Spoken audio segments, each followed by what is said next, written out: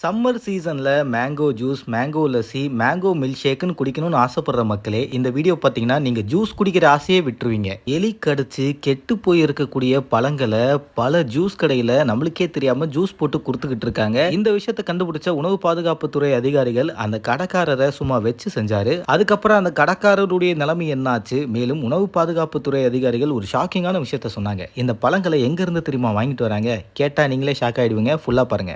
என்ன இது என்னன்னு கேக்குறேன். இது என்னது சொல்லுப்பா. இவ்வளவு பழம் அழுவி போய் கிடக்கு. இதுலதான் ஜூஸ் போட்டு கொடுத்துட்டு இருக்கியா? நான் உனக்கு ஜூஸ் போட்டு கொடுக்குறேன், நீ இப்ப குடிக்கிற. இப்ப நான் உனக்கு ஜூஸ் போட்டு தர்றேன், நீங்க இப்ப குடிக்கணும். ஏதாவது ஒரு பழம் எரித்திக்காத பழம் இருக்கான்னு மட்டும் சொல்லுங்க. கடை முடி அப்ப பூட்டி சாவி எடுத்துட்டு போயிடுவேன். ஒரு பழம் கூட அந்த கடையில் நல்ல பழமே கிடையாது. என்னன்னா அந்த கடையில் எத்தனை பேர் ஜூஸ் குடிக்கிறானுங்கன்னு தெரியல. எனக்கு ரொம்ப ரொம்ப ரொம்ப ஷாக்காக இருந்தது. எனக்கு நான் பயந்துட்டேங்க. கடைக்காரர்கிட்ட நாங்கள் துருவி விசாரணை பண்ணோம். அப்போ கடைசியில் பார்த்தோம்னா இந்த கடைக்காரர் என்ன பண்ணியிருக்காரு, கோயம்பேட்டில் போயிட்டு இதே பழங்கள் வந்து ரொம்ப ரொம்ப கம்மி ரேட்டில் வாங்கிடுறாரு.